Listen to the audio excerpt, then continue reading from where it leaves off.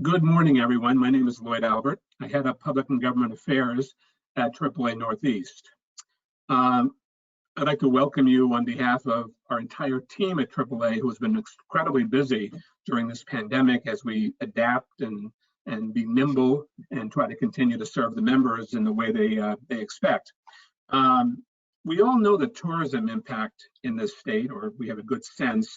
It actually generates about $6.8 billion in revenue to the businesses across the state, and it employs roughly 1 out of every 8 workers in Rhode Island. So the tough time we're having right now with travel and tourism is impacting a great swath of people across the state.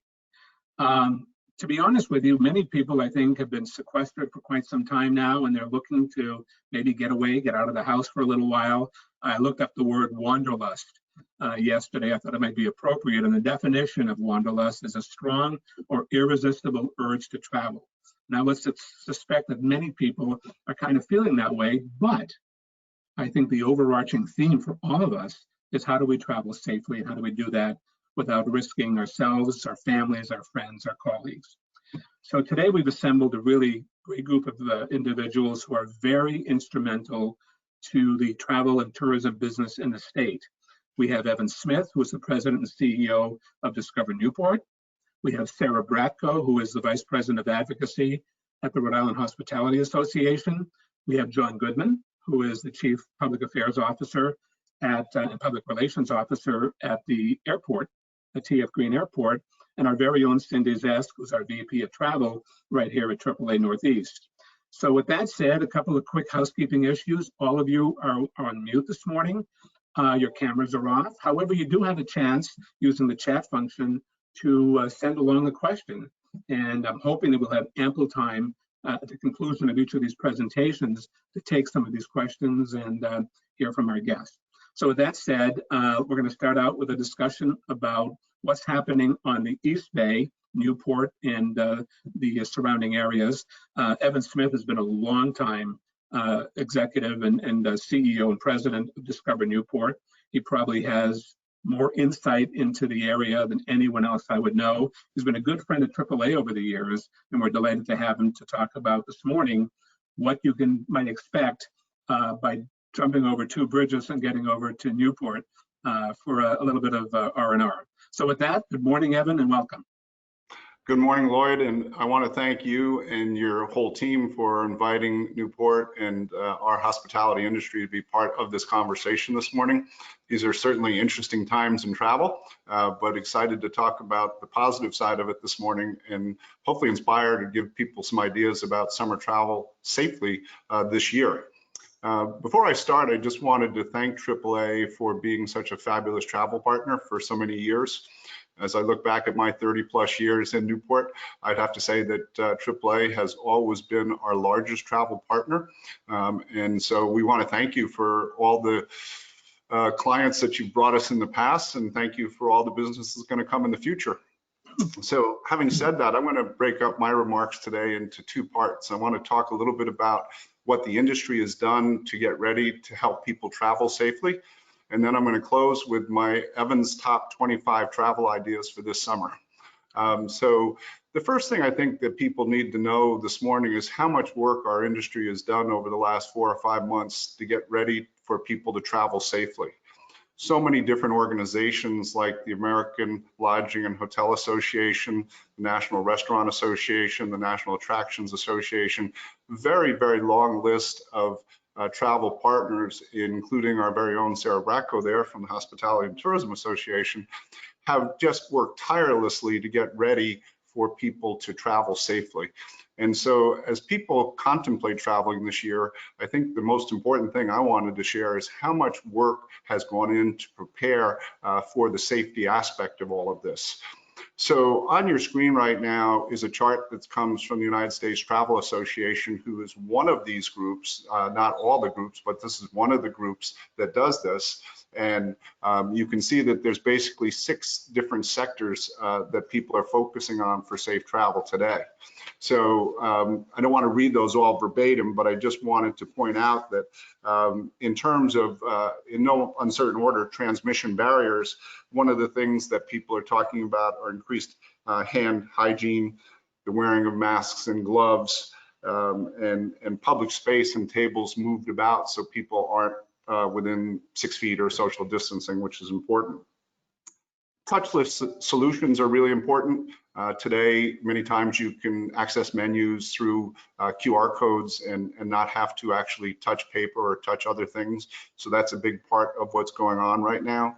I know Sarah is going to talk about best practices in food and beverage safety and service, so I'm going to just mention that. Public health screening for employees. Many employers are taking temperatures of their employees every day and monitoring their employees to make sure everyone is healthy. Employers need to know what happens if an employee is impacted by COVID and what that routine needs to be. And so the industry has been really focused on these 6 slides. And Alex, if you change it over next slide, please, if you can. Let's see if we change over. Thank you. These are really the same important points that I'm trying to make, which is how much work the travel industry has done to get ready to help people travel safely. This is a shared responsibility. It's a shared responsibility between the travelers, our businesses, and our residents and community. Everybody has to do their part for all of this to work, and everybody has to be committed to basically these core values to keep everyone safe, because we want our travelers to remain safe and healthy. We want our employee industries to stay safe, and we want the host community to stay safe. So I wanted to just showcase and illustrate for a few moments how much work has been done. Again, this comes from U.S. Travel, but the National Lodging Association has done so much work, the National Restaurant Association, basically every trade organization there is has put in an incredible amount of work to get ready to receive people safely. And of course, wearing your mask and doing all of these other things will allow us to travel safely and confidently. So having said that, I'm going to change gears for a quick moment, and I'm going to share with you some of the ideas for travel in East Bay this year in Newport and Bristol County. So here comes Evan's top 25 exciting things to do. So I hope I hook one of you on one or more of these things to do this summer, okay? So I broke these down into a couple of categories. The first one I'm going to start with is indoor attractions. So some of us have had trepidations about, is it okay to go inside? Is that the safest place to be? Given the amount of work and preparation that's gone into that, my answer is absolutely yes, if you follow those 6 guidelines that we just reviewed. But some ideas that I wanted to try to inspire people to think about this summer is we're very fortunate to have 2 car museums, the Audrain Automobile and the Newport Car Museum. Great choices for a rainy or sunny day if you want to go. Another option, obviously, is the Tennis Hall of Fame. Whether you play tennis or not, it's a great museum. Recommend it highly. The Newport Mansions are open. 2 of the Newport Mansions, the Breakers and the Elms, are open for tours. Everyone needs to wear masks. So again, indoor tour is very important for mask wearing. Rough Point, another one of the famous Newport Mansions, is open this summer. For any of those that like gaming and casinos, the Tiverton Casino is open in our district. You need to kind of check in with them beforehand because it is capacity controlled. So that's another idea that you can consider. So when we look at outdoor attractions, there is a wide choice of things to do here. There's all kinds of boat tours in Newport, sailing boat tours, powerboat tours that you can take. Wonderful way to get out. Again, requested to wear masks and social distance, but enjoy the great outdoors, which is awesome. And so there's a real abundance of those things. The key is advanced reservations. Some people think they can just walk right up and just walk on board. And in this given time, I think one of the travel tips I have is people need advanced reservations for just about anything.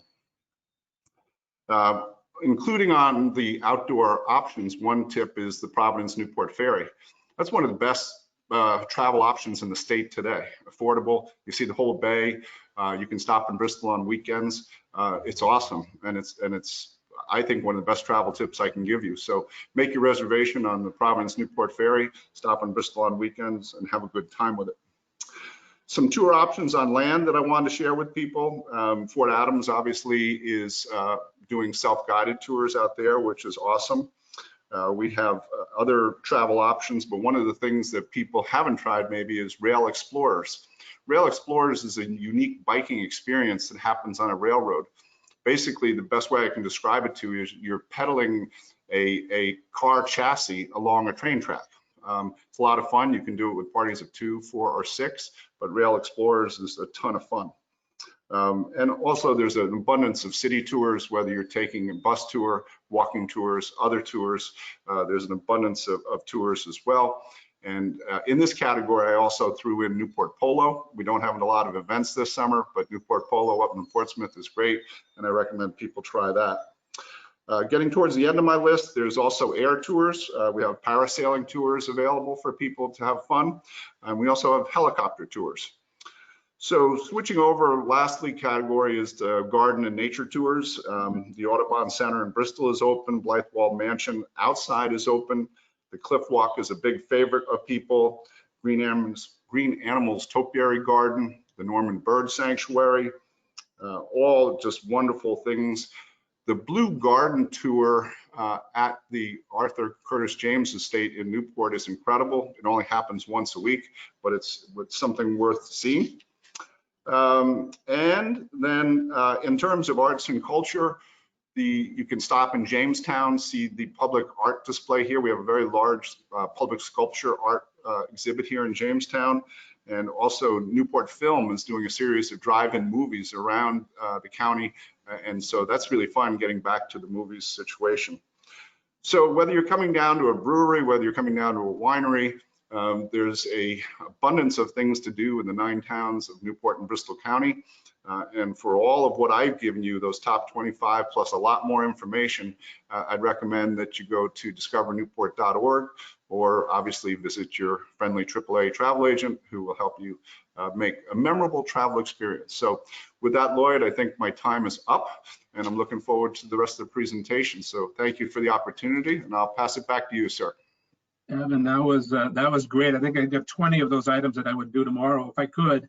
That's a great list, to be honest with you. And just to give you a sense of how much people want to get out there these days, my wife and I are big fans of the Newport Film program. So we're outside each summer at night on a Thursday evening with hundreds of people, right? Well, now they're doing the drive-in situation. But yesterday we were going to sign on for the next one.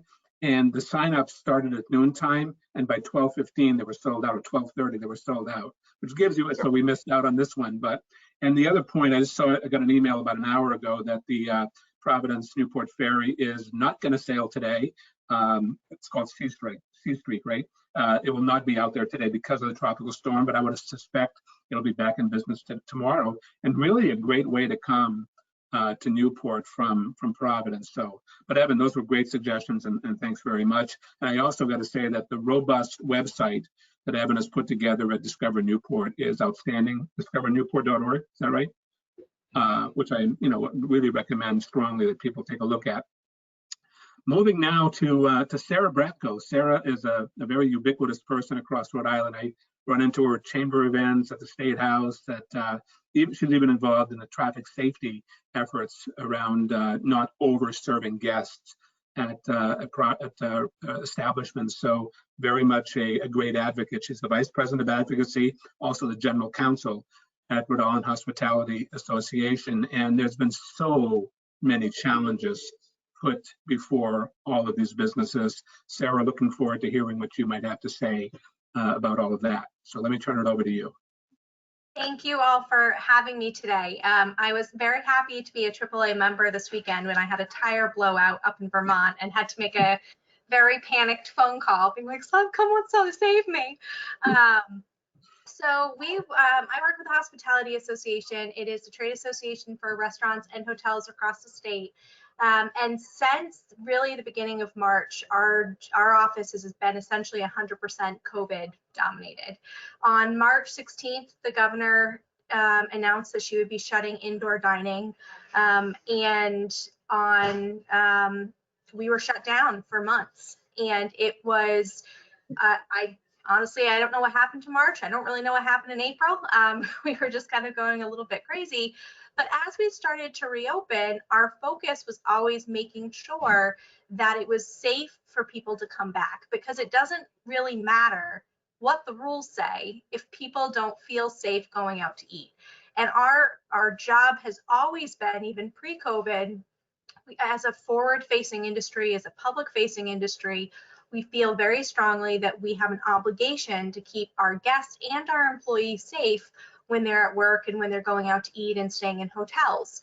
So we're lucky in the fact that we have access to incredible resources here in Rhode Island. We also work very closely with our national partners, the National Restaurant Association and the American Hotel and Lodging Association, and we're able to come up with a series of best practices when we reopened to enable us to start making money again, to get our employees back in the office or back in the restaurants, but also to make sure that customers coming in were coming into a situation where their safety was a top priority. Obviously, wearing masks is huge. We have enhanced our cleaning procedures, although restaurants, particularly in Rhode Island, have always been leaders in food safety. Our hotels really embrace this as an opportunity to make big structural changes that they've wanted to do, enhanced cleaning, different types of cleaning. And so when we reopened at the beginning of May for outdoor dining, and hotels had been able to be open, but they had started to reopen and accept more guests.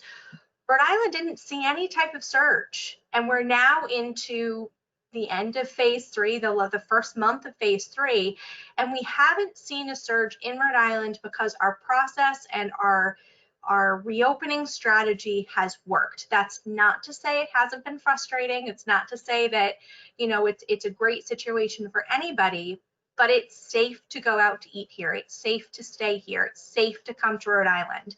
And that is a really important thing, because like I said, it doesn't matter what the rules are if the public doesn't feel safe going out to eat. So how did we get there? We focus in our office, I focus a lot on advocacy, but we have an entire group of people in our office that focus 100% on training. We stepped up our food safety training, which we've always done. We stepped up our alcohol safety training. We were the first state in the country to mandate alcohol safety training. And we just took that and we built on it. We took best practices that have already been in place. Restaurants wash their hands all the time, but now we do it more than we ever did before.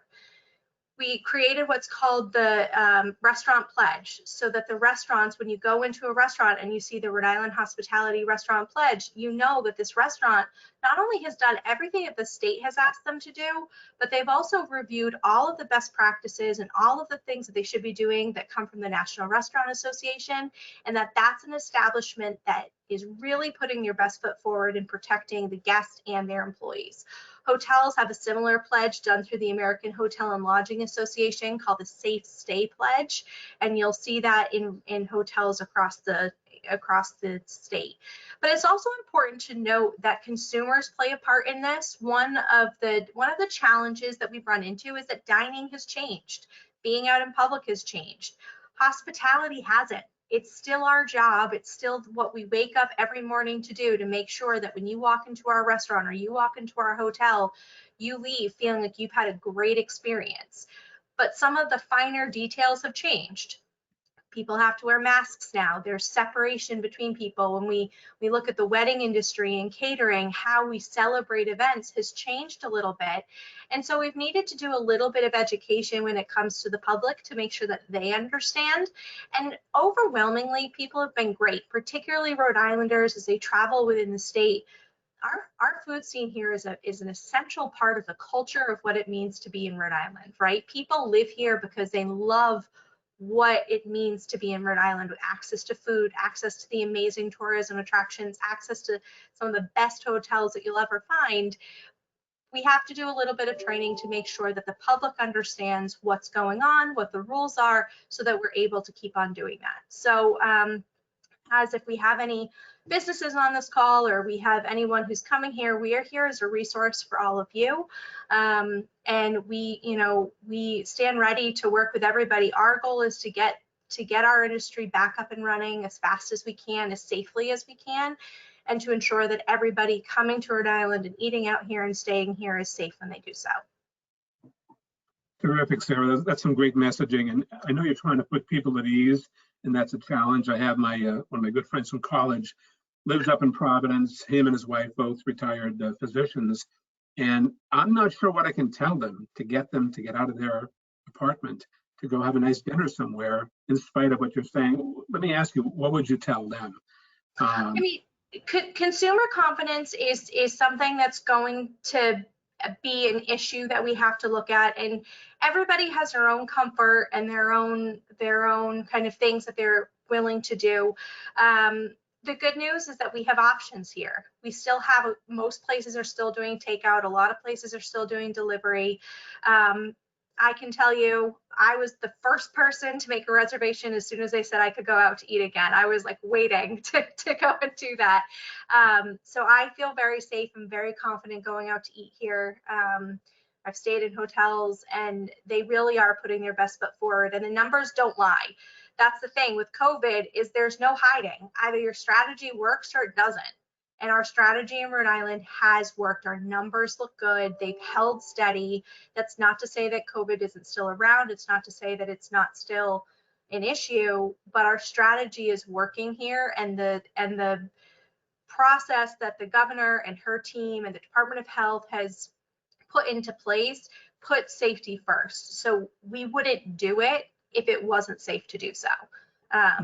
But if they're not going to go out to eat, which is their choice, they should still get a lot of takeout and delivery. What we've been doing, and it's been fine. But yeah, but I like the idea. You know, talk about putting your money where your mouth is. You were leading the charge out there when the restrictions were lifted, and that's what you need to do. But you really present a very optimistic message this morning, a realistic one. I think steeped in science and steeped in what the governor is saying we can and cannot do, and that's the right approach, I believe. So thank you for that, Sarah. Let me pivot over. So if you are interested in maybe getting a little further afield from Rhode Island, that oftentimes takes a trip to TF Green Airport and a flight out of our great state airport. And we have John Goodman here this morning with us. He's Director of Media and Public Relations at the Rhode Island Airport Corporation. And Cyndi put together a really creative program called Smart Depart on how to travel and do so safely. And we've had a few webinars already. And John spoke at one of those a few weeks ago and gave us a lot of clarity about what we can expect to see at the airport, and, you know, putting us at ease as much as he possibly can with some very thoughtful approaches that the airport is taking. So to hear more about that, let me turn it over to John. Good morning, John. Good morning, and again, thank you for having me here. Part of the role of the airport, of course, is to bring tourists to Rhode Island to support our economy. It's obviously a lot of Rhode Islanders think about the opportunity to get away.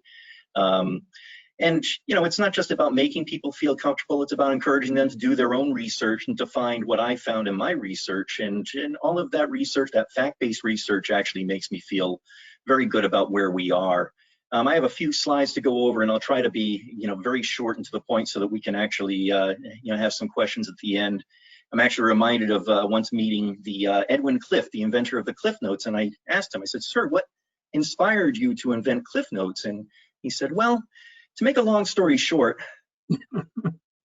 I can hear the groans out there even with the mute on, but that's what I'm trying to do. If you want to get into all the steps that the airports, the airlines, TSA is taking to make sure that our customers are the top priority and keeping them healthy and safe is a top priority, that's the only way we're going to recover this industry. And it has nothing to do with the government telling people it's safe. It's when people feel it's safe, and everyone is doing what they can. And I do feel safe in terms of air travel, and I hope everyone else will too. But just to give you a short overview of, even coming to TF Green Airport, you'll notice the parking's different. We've been able to consolidate our parking and get rid of the shuttles to the long-term lots. That's one area where we were concerned that there could be some exposure. So now you can actually park in the short-term parking lot, even if it's for long-term parking, or the garage B is also for long-term parking. So you've got the discount prices, but you can actually walk right over to the airport and not have to worry about taking a shuttle. Once you get into the airport, you're going to see all kinds of reminders that face coverings are required in public areas, especially where you can't distance the 6 feet. You'll see extra hand sanitizer stations all throughout the terminals. You might even see our cleaning crews who are constantly busy, but they're addressing all of the high touch areas, even some areas that you probably wouldn't even be thinking of, even with some automated cleaning technology that we've invested in. You can see some of those in the slide. The escalator handrails are being cleaned. And of course, those are miles and miles of people mover handrails at different times that could take a lot of time to clean. But this frees everyone up to be able to take care of the other high touch areas with electrostatic cleaners. Now that's a fancy way of saying these cleaners with the misting agents get where no hand could possibly get, but where virus or germs could get. So you can't see the virus, but we're making sure that we've been able to clean them wherever we can, and really just making sure that anything that you touch we clean, whether you're thinking about it or not, and going back multiple times an hour. As you get through the airport, you'll also see that there's limited food options now. The Starbucks coffee in the public area has been closed. In the once you get through security, you've got 2 Dunkin' Donuts, hopefully 2 new restaurants to come in very soon. Also some retail operations where you can pick up some grab and go snacks and beverages once you get through, because the airlines themselves are going to have reduced lunches and dinners as well, so you can stock up a little once you get through. Next slide, please. Now, once you've gotten through, now you're going to go through security and you're going to see some new procedures by TSA. You're going to see them wearing face masks. You're going to see them wearing gloves. They will take those gloves off between different passengers, so they're not touching the same passengers with the same gloves. They're going to ask that you maintain some social distance, and there's markers to remind you of that. Just as soon as you bring up your boarding pass and your ID, they'll ask that you hold on to those and that you place them on the card readers. And then you pick them up and you show them to them. They actually might ask, you can see in one of those pictures, the TSA agent is asking an individual to just stand back and remove the mask so they can make sure that they can properly ID someone. The same Pack Smart reminders go now even more so than ever. You're reminded that you can actually bring 12 ounces of liquid hand sanitizer. Keep that separate in the Ziploc bags, but more people might be inclined to bring some food and snacks, and you can separate those as well. They're just going to ask that you take those out before it goes through the X-ray machine. And at every opportunity, social distancing is very much appreciated. You can see some of the TSA agents down in the lower left there, thanking everyone for doing their part. And that's really what this is all about. We all have to do our part as well. Next slide, please. Now, what the airlines are doing, even before you get on the plane, we're lucky in some ways with air travel, because we actually do have the luxury of planes coming in, people getting off, the opportunity for the airlines to come in with their own electrostatic cleaning, the hand cleaning that goes on for all their own high touch areas. They're even trying some new technology that is the ultraviolet sanitizing. You can see a demo of a machine that's going to go up and down the aisles, and these are very intense UV lights. I think they're still in the testing phase, but if that goes forward, you'll probably see those at the airports as well. If it works as billed, it should be about 3 to 5 seconds of exposure. We'll hopefully address any of the germs or viruses that might be around. And even as you're checking in, you'll see that there's at the check-in counters, there's plexiglass between the passengers and the crews and the attendants. The touchless check-in options, where you can hold your cell phone just below to get your boarding pass if you don't have that on your smartphone already. And again, if you on all the airlines, they are using smart boarding policies. Having people go back to front in many cases, just to make sure that you're not walking past people. Same thing getting off. And they're going to remind you that face masks are required and that they're available. You can ask for face masks even when you get to the airport from TF Green's own info desk and customer service professionals. TSA will give you free masks. Any of the airlines will. So if you don't have a mask, by all means, ask for one, and that will be given for free. Next slide, please. Now, as I mentioned with the boarding procedures, you may see different boarding procedures. It does vary by airline, so we encourage you to go, if you're taking a trip, check with your individual airline and see what individual requirements they have. Frontier, for example, is doing temperature checks. They know that doesn't get everyone, that doesn't get those who are asymptomatic, but it might actually let someone who didn't know that they might have an infection that, yes, you do have a fever, and they would not let that individual fly. They're taking this very seriously at all levels, including mandatory face coverings. There are face shields for those who have difficulty breathing, but you'll actually see more and more the airlines getting serious about that. And just over the weekend, Delta Airline returned to a terminal at a different airport, and 2 individuals who refused to wear face masks were told to get off the plane, and actually respectfully told to not plan on flying Delta anymore. And I think any of that is actually going to give the vast majority of us that much more confidence in terms of flying.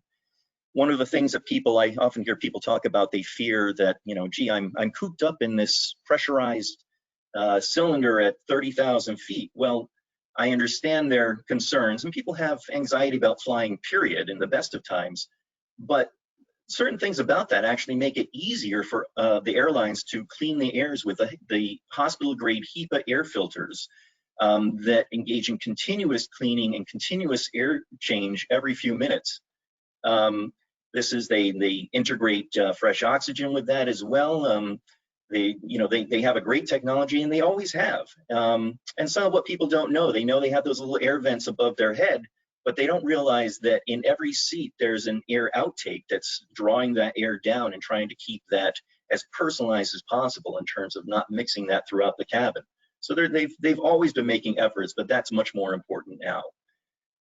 Some of the airlines, many if not most, will have an open middle seat policy. Southwest and other airlines had that through the end of September. Southwest has now just extended that through the end of October as well. The airlines are testing out what the consumers want. And if that's something that's important to you, you would certainly want to book a trip with that particular airline. But we're also reminding people that at best, most of the flights are not full. At TF Green Airport, we have about 22% of the volume that we would have this time in a pre-COVID year. And so even with almost all of those flights, the vast majority of those flights are less than 2/3 booked, which allows that middle seat to remain open and empty unless you have family members that want to fly together. Again, I mentioned the snacks before. Those are going to be different, reduced snacks, pre-sealed snacks, so they're not being passed out.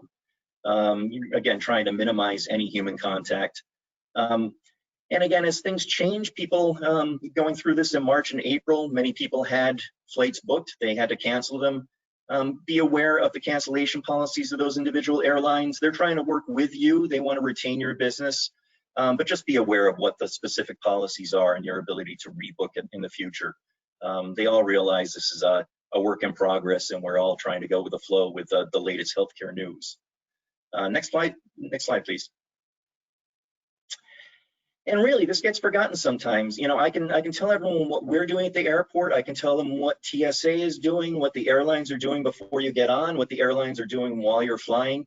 What you do is really the most important part of this. And you'll see all kinds of reminders about the governor's quarantine issues here in the state for those coming from a state that have higher than 5% positivity. But we're just asking that people respect those rules, not just here in Rhode Island, but wherever you're going. And really, in terms of the, being safe on the trip, I feel very confident that the safest part of your trip actually is going to the airport and flying to your location. We're just really encouraging everyone to be smart and to wear your face mask and to wear your face mask right. You'll see a lot of that out in public. I know I'm preaching to the choir on that one, but people who put their face mask below their nose or above their mouth or on their chin at times. And it's understandable when you're eating or drinking on the plane. Yes, you do have to remove the mask, but put it on at all other times. And anytime that you're out in public, be that good example for others, especially if you're going to states where, maybe they haven't had the same outbreaks of COVID, and that's obviously why you're going there, but make sure that you're actually patterning the good behavior. And we encourage you you can actually find out about all of the individual airline policies simply by going to our website, pvdairport.com. You can click the link right at the top of the banner, and you can go to the page where you'll see all the airline policies and learn more about the Rhode Island's policies to keep us all safe. That's all we've got, and looking forward to any questions that folks might have. John, that's terrific. And that last slide really resonates with me. We own a lot of this, this behavior, and doing the right thing goes a long way. And not only does it help us take care of ourselves, but it also shows consideration for others as well. So thank you for that. And let me get clarification here. So travel was down, air travel was down about 95% in March and April. It's now down about 75 to 80% at green. Is that about right? That's right. That's about consistent with the national levels that you've seen as well. And in June, we were going up. In May, we got to about 25%. But in this, as other states, the reality is hit. And again, it's less about Rhode Island. It's more about other states. We've seen a slight drop in that, and that's understandable. And again, this has nothing to do with the government. These are people who are, hopefully doing their own research, and when they feel confident to travel, they will. But we're going to earn their confidence in the airline industry as well. Very good. John, thank you so much for those good words. And finally, last but not least, Cyndi Zesk is our VP of Travel at AAA Northeast. I often describe her as having forgotten more about travel than I'll ever know. And I really want to give a shout out to her and her team, because when March 15th or so came about, all of our travel plans were upended severely. And the way that they dealt with member after customer in rebooking and getting refunds and getting future credits was really outstanding.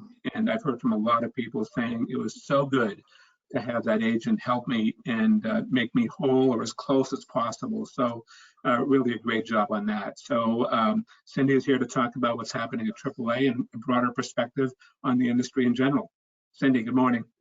Good morning, Lloyd. Thank you. You make me sound really old. I mean, I have spent 26 years in this industry, but I still have a lot to learn. So thank you, though, for that compliment. And I have to admit, I am extremely proud of our team who worked tirelessly over the last several months and continues to do that to advocate for our members and all of our travelers who had to change their plans and perhaps change them more than once. So we have an amazing group of people, a team I'm incredibly proud of, about 250 travel professionals in all, from product development to travel advisors to people on the technical side who are helping us create the information that our travelers need before they go. Very knowledgeable travel advisors who have been here decades, some newer to the industry, some who have been here 30 years or 40 years with us at AAA and really have a tremendous history and incredible knowledge base within their own heads. Our agents, our advisors are found in our branches, and I'm happy to say our branches have largely reopened across our entire Northeast footprint. We have done so with a lot of care and consideration around safety protocols. In regards to COVID, we have plexiglass installed, we have social distancing measures implemented, we've got appointment-only policies now in place, and of course, face masks and hand sanitizers and cleaning protocols that are in place. So it is very safe and accessible to go into a branch. However, if you are not comfortable doing that, we have now been working from home since March. So many, over 100 of our travel agents are also working from home and are accessible via email or a chat or even a virtual meeting like we're having right now. You can go right on our site, on our travel site at AAA.com, click on travel resources, meet with an agent and set up a time and have a chat like we're doing, and even bring in some of your friends and family if you want to talk about destinations or just travel advice in general. So they're very accessible. They've been here before for many years. We've been around 118 years and our agents have been here throughout many of those years, and they were here pre-COVID and they were here during COVID, most importantly, as we saw a lot of our colleagues, unfortunately, in this industry be furloughed or laid off, we were able to retain all of our team. And while we had a lot of rebookings and a lot of travel and trip adjustments to make, so we were there and fighting for our members and our travelers to make sure that they got what they deserved and what they were expecting, and also to help them reconsider their future travel plans. But when things dipped a little bit, we repositioned some of our team to assist in the community. I know, Lloyd, you were very instrumental in helping with the Meals on Wheels coordination of drop-off of meals to some of our seniors around the state. Wherever we could have repositioned people to help our own community, we did that across our entire Northeast footprint, not just Rhode Island, but New York, New Jersey, New Hampshire, Massachusetts, and Connecticut.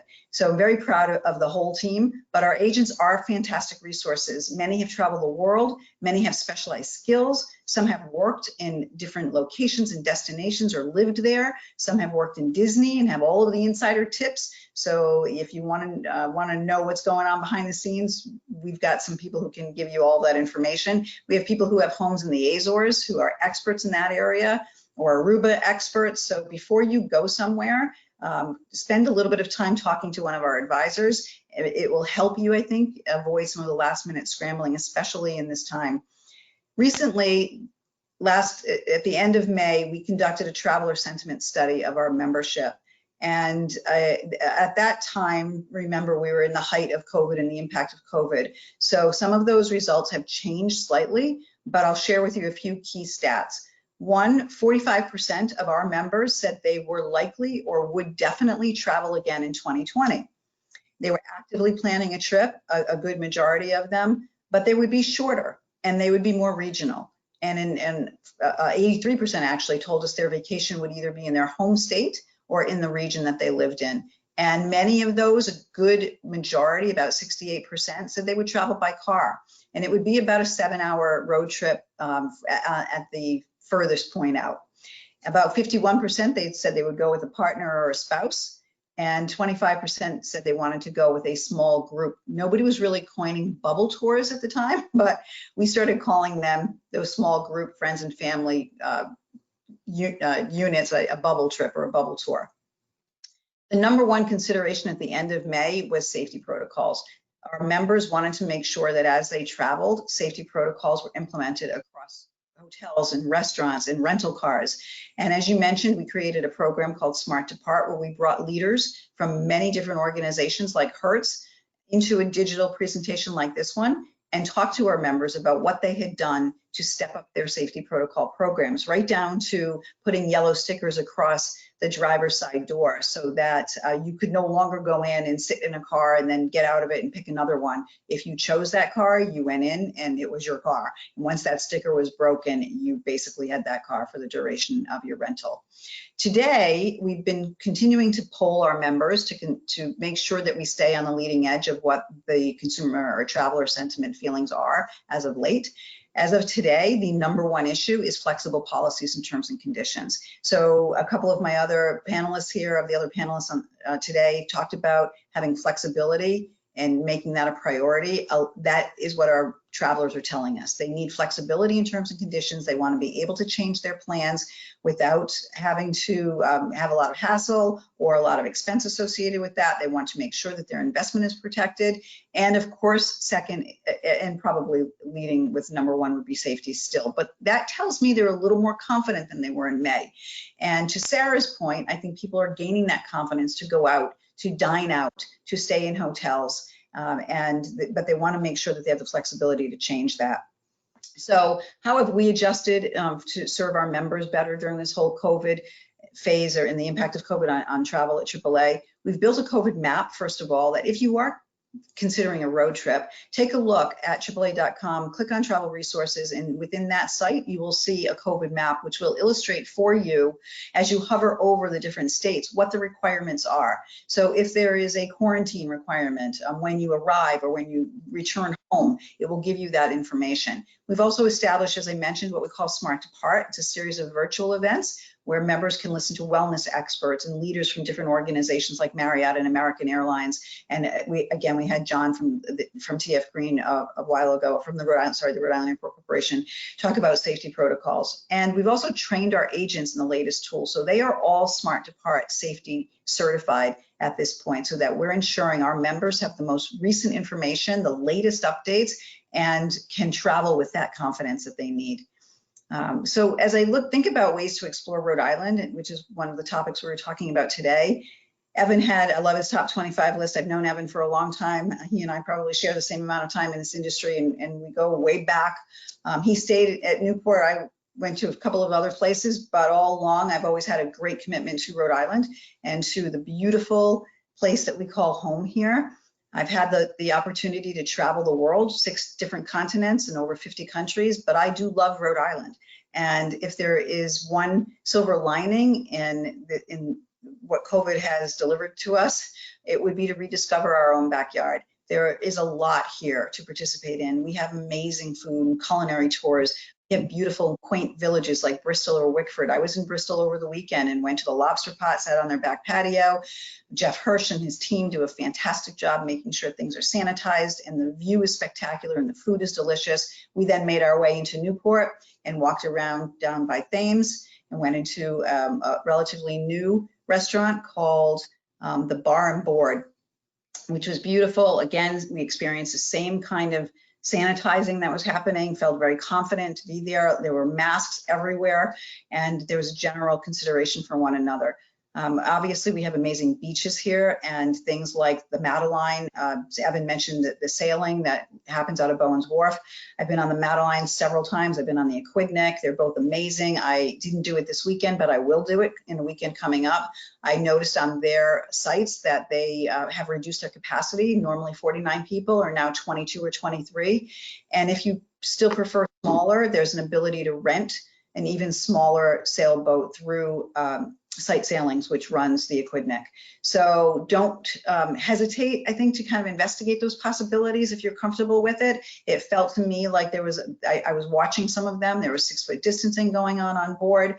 But again, it's a very personal decision and we all need to be confident with what we choose. But whatever it is, whether it's hiking or it's biking or it's boating or it's food, history, culture, we have so much to explore in our own state. I love Evan's idea of rail explorers. That's something on my hit list that before the summer is over, I will engage in. And of course, in AAA offices, we have all that you need to help you plan these trips. And our agents, again, virtually, if you would rather, can have a conversation with you. We've got books and maps, and yes, we still have triptychs.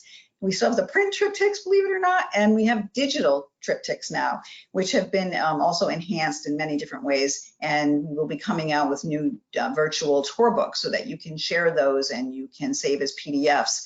But again, we can help you even if it's local travel, if it's Rhode Island or if it's regional and within New England or the Northeast or anywhere. It doesn't have to be a far-flung destination. We can help with those hotel reservations to make your life a little bit easier, car rentals, booking excursions, and making sure, most importantly, that you get your AAA discounts. You are a member, so why not get the discounts you deserve and the travel benefits on top of it? Our agents and advisors are on top of all of the latest deals out there, and there are many, by the way, right now, for whether it's traveling now or it's traveling into 2021. So I would say give us a ring. Remember that trip insurance is available to you, whether you've booked your trip through us or you've done it on your own. We can always add trip insurance on. We've had a lot of people who are worried, even traveling locally, and they want to add that extra layer of protection to protect their investment. And we're here to help you do that. So now more than ever, use our travel agency services that AAA provides to you. Now more than ever, we all need to stick together. We consider us your neighbor. We are, and with the branches that we have all across the Northeast footprint and many in Rhode Island, please either stop in or go to the website, call one of our advisors, and allow us to have a conversation to help give you some of the advice and tips that you may need to make your trip, to give you more confidence and make your trip more enjoyable and less complicated. We'll also provide you with the latest COVID information on the restrictions and the safety protocols. We'll have the best rates and insider tips. And remember, we are AAA, so we are a globally preferred partner for the very best travel providers. And if things go wrong, and when they do in the case of COVID, We are there to advocate for you. We heard so many horror stories from members who didn't book their travel with us, who were sitting on phone lines waiting for 5 hours or 7 hours, never got resolution for refunds or travel vouchers. Our travel agents did that for our member travelers. So again, we're here for you. We can help you do all of that. And even if you're a DIY traveler, we're happy to take a look at what you've created. And if we can help you and give you some tips on how to maybe save some additional dollars or take a better route or remind you that there might be a benefit you're missing because you are a AAA member, we'll do that too. It doesn't cost you anything. It saves you time. And again, we're your neighbors. We're here to help our community. Thank you, Lloyd. Cyndi, fantastic. Thank you so much. Great advice there from a whole bunch of different perspectives. So you guys are great. You've stayed on message, stayed on time. We got time for a few questions here. And the first one, if we can keep those answers short, we'll go through several questions from all of you that have been coming in. The first one goes to Evan. What's happening with weddings, Evan? I know the weddings are such a big destination and a business builder in Newport. What's happened this summer, real quickly? Right now, we're capped at 100 people, basically. All the spring weddings were either pushed to the fall or next year. I'd say 75% of our spring summer brides were pushed to 2021. I think you'll see some activity this fall, but largely people getting creative, midweek weddings, that kind of thing for next year. So my hat's off to all the venues who worked really hard with all the brides. I think we moved over 500 weddings, and that wasn't easy. So most of them are going to 2021, but we'll see some more weddings this fall. So yeah, we've had a couple of our family, friends and family that have been pushed back, and it's frustrating, it's challenging, and I'm sure you were a big assistance to all those families. So that's great. Sarah, tough question here. I saw on Bloomberg this morning that they're predicting that potentially 1 out of 3 restaurants in this country may not reopen after the pandemic is over, and we hope. What are your comments about that, and how do you think Rhode Island is positioned in that regard? Sorry, my boss is just hovering, seeing what I'm saying. I think it's probably too early for us to make that call. The challenge that we have with restaurants right now is that it's the predictability. You're going to have less restaurants close if we don't see a second surge. If we go into a second round of closures, then you're going to see more. So we won't see the full impact of restaurants that have closed probably until next year. You also have to consider the seasonal businesses right now are really struggling. They have been able to reopen, so technically they haven't closed down, but they've blown through all their savings, they've maxed out their credit cards, they've remortgaged their home. They're not going to make the amount of money that they typically need to get them through the slow season. And so we are expecting that we will see some seasonal businesses that were able to reopen, not be able to reopen next year. So it's a little too early. We see statistics, depending on who you talk to, 1/3 to 50%. We know that we will lose some restaurants. We will most likely lose a significant amount. But in terms of what that number is, depends a lot on what's going on with the cases. If we get a vaccine quickly and we're able to get everybody vaccinated, we'll lose less. If we have to re-shut down again, you'll see a substantial uptick in people that won't be able to reopen. Tell your boss, Dale Venturini, that I said hello. She is a force of nature, and she's a wonderful advocate for travel in this state for sure. John, look, I'm sitting in my home office during the day, and I get an email about an $11 flight to Denver from Providence. Really? And I'm saying to myself, can that be? Real quickly, are those flights filling up generally, or are they pretty popular? And tell us about the St. Louis flight to Houston as well. Isn't that a new seasonal flight? There are some new seasonal flights that we've added. And again, the airlines are trying different things right now. Almost entirely, you're not going to see fully booked flights coming out of TF Green or coming in. So there's an ample opportunity to social distance on those flights, whether or not the airlines have a middle seat policy being open or not. But we actually are seeing a lot of folks who are looking for, they're working with AAA for some vacations out to the great outdoors and the great open spaces. And again, the AAA travel agents are great about making those arrangements. with our connecting cities, the Minneapolis route that you were talking about, and the St. Louis route. They have connecting flights even to Alaska. So if you want to go up to Alaska and get away from everyone, you can do that. Closer to home, we have actually direct daily flights out to Nantucket through Southern Airways Express. And that's a midday, it's only a half an hour flight, and you can leave midday. So you can be out on Nantucket for a little staycation opportunity and back in a reasonable amount of time. And again, even working with AAA folks to make your hotel arrangements out there works well. So there's a lot of opportunities. I'm not sure. I'll actually go back and look up and see if that $11 flight to Denver is there. I'm not actually aware of that. In the past, you have had Frontier and other of the more affordable airlines offer those types of routes where the airlines themselves are subsidizing that. Southwest has $49 routes right now. So they're being very, very active in trying to attract consumers and doing what they can to play up the safety protocols that we all have. But really, we'll earn that trust back, and I think people will fly when it's time. We are reminding people it's going to be many years before we see a return to those 2019 flight levels.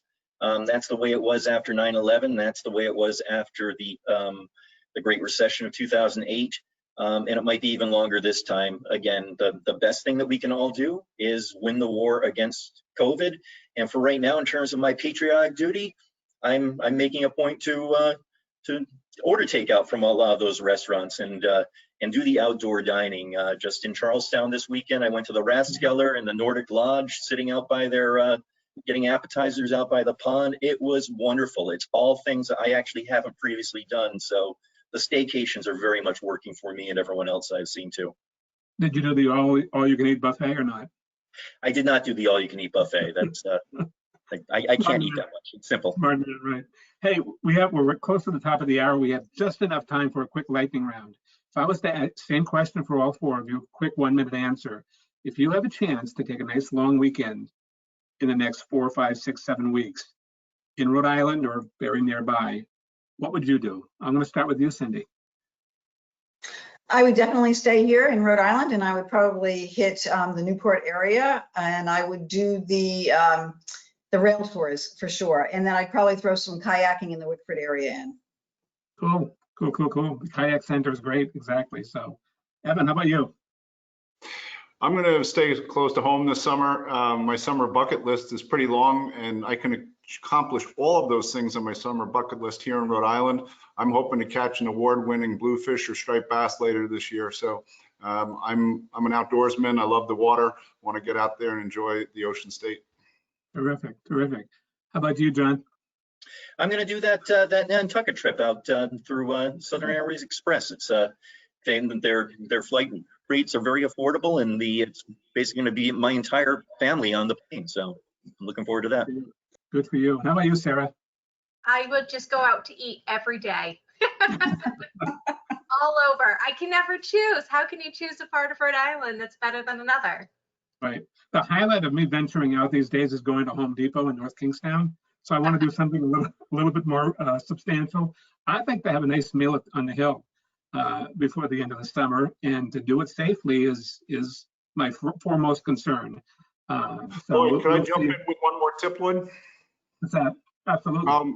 Just very quickly, for our listeners, statewide, this is true. Lodging establishments are offering pretty much discounts to all Rhode Island residents right now. So if you're listening to us, or if you're a AAA agent and you're calling a lodging place in Rhode Island, ask them if they have an in-state discount.